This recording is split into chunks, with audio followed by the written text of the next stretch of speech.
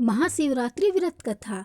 प्राचीन काल में एक शिकारी जानवरों का शिकार करके अपने कुटुंब का पालन पोषण करता था। एक रोज वह जंगल में शिकार के लिए निकला, लेकिन दिन भर भागदौड़ करने पर भी उसे कोई शिकार प्राप्त न हुआ। वह भूख प्यास से व्याकुल होने लगा। शिकार की बाट निहारता निहारता वह एक तालाब के किनारे बेल वृक्ष पर अपना पड़ाव बनाने लगा।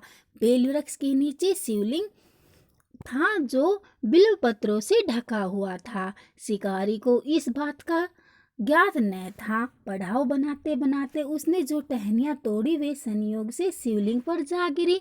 शिकार की राह देखता देखता वह बिल्व पेड़ से पत्ते तोड़ तोड़ कर शिवलिंग पर अर्पित करता गया। दिन भर भूखे प्यासे शिकारी का व्रत भी हो गया और शिवलिंग पर बेलपत्र भी चढ़ गया। इस तरह वह अनजाने में किए गए पुण्य का भागी बन गया। रात्रि का एक पहर व्यतीत होने पर एक गर्भिणी मृगी तालाब पर पानी पीने आई। शिकारी ने धनुष पर तीर चढ़ाकर ज्यों ही प्रत्यंचा खींची। मृगी बोली, शिकारी मुझे मत मारो, मैं गर्भिणी हूँ, शीघ्र ही प्रसव करूंगी। तुम एक साथ दो जीवों की हत्या करोगे जो ठीक नहीं है। मैं अपने बच्चे को जन्म देकर शीघ्र ही तुम्हारे पास वापिस आ जाऊंगी, तब मुझे मार लेना। शिकारी को हिरनी सच्ची लगी। उसने तुरंत प्रत्यंचा ढीली कर दी और मृगी झाड़ियों में लुप्त हो गई।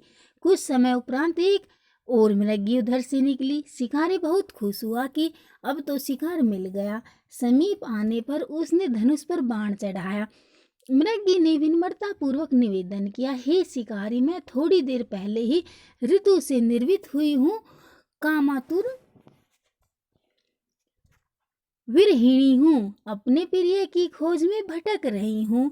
मैं अपने पति से मिलकर शीघ्र ही तुम्हारे पास आ जाऊंगी। शिकारी ने उसे भी जाने दिया। 2 बार अपने शिकार को उसने स्वयं खो दिया।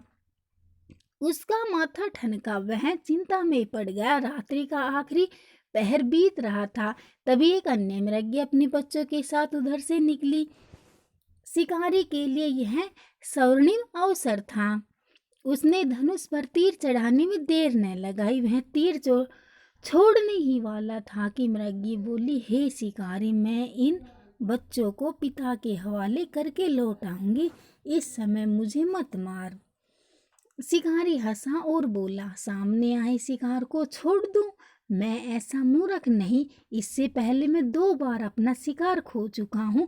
मेरे बच्चे भूख प्यास से तड़प रहे होंगे। उत्तर में मृगी ने फिर कहा, जैसे तुम्हें अपने बच्चों की ममता सता रही है, ठीक वैसे ही मुझे भी अपने बच्चों की चिंता है। इसलिए सिर्फ बच्चों के नाम पर मैं थोड़ी देर के लिए जीवन दान मांग रही हूँ। हे शिकारी, मेरा विश्वास कर, मैं इनके पिता के पास छोड़कर तुरंत लौटने की प्रतिज्ञा करती हूँ।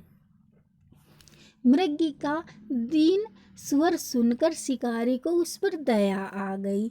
उसने उस मृगी को भी जाने दिया। शिकार के अभाव में बेल वृक्ष पर बैठा शिकारी बेल पत्र तोड़ तोड़ कर नीचे फेंकता जा रहा था। पौ फटने की को हुई तो एक हष्ट पुष्ट मृग उसी रास्ते पर आया। शिकारी ने सोच लिया कि इसका शिकार वह अवश्य करेगा। शिकारी का तनी प्रत्यंचा देखकर मृग विनीत स्वर में बोला, हे शिकारी भाई, यदि तुमने मुझसे पूर्व आने वाली 3 मृगियों तथा छोटे छोटे बच्चों को मार डाला है तो मुझे भी मारने में विलंब न करो, ताकि उनके वियोग में मुझे एक क्षण भी दुख न सहना पड़े। मैं उन मृगियों का पति हूँ। यदि तुमने उन्हें जीवन दान दिया है तो मुझे भी कुछ क्षण जीवन दान देने की कृपया करो। मैं उनसे मिलकर तुम्हारे सामने उपस्थित हो जाऊंगा। मृग की बात सुनते ही शिकारी के सामने पूरी रात का घटना चक्र घूम गया। उसने सारी कथा मृग को सुना दी। तब मृग ने कहा, मेरी 3 पत्नियां जिस प्रकार प्रतिज्ञाबद्ध होकर गई हैं, मेरी मृत्यु से अपने धर्म का पालन नहीं कर पाएंगी। अतः जैसे तुमने उन्हें विश्वास पात्र मानकर छोड़ा है, वैसे ही मुझे भी जाने दो। मैं उन सबके साथ तुम्हारे सामने शीघ्र ही उपस्थित होता हूँ। उपवास, रात्रि जागरण तथा शिवलिंग पर बेलपत्र चढ़ाने से शिकारी का हिंसक हृदय निर्मल हो गया था। उसमें भगवत शक्ति का वास हो गया था। धनुष तथा बाण उसके हाथ से सहज ही छूट गए। भगवान शिव की अनुकंपा से उसका हिंसक हृदय करुणानिक भाव से भर गया। वह अपने अतीत के कर्मों को याद करके पश्चाताप की ज्वाला में जलने लगा।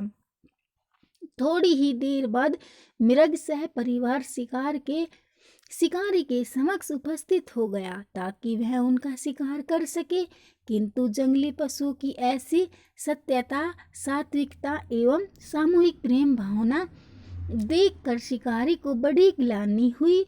उसके नेत्रों से आंसू की झड़ी लग गई। उस मृग परिवार को न मारकर शिकारी ने अपने कठोर हृदय को जीव हिंसा से हटा सदा के लिए कोमल एवं दयालु बना लिया। देवलोक से समस्त देव समाज भी इस घटना को देख रहा था। घटना की परिणति होते ही देवी देवताओं ने पुष्प वर्षा की, तब शिकारी तथा मृग परिवार मोक्ष को प्राप्त हुए।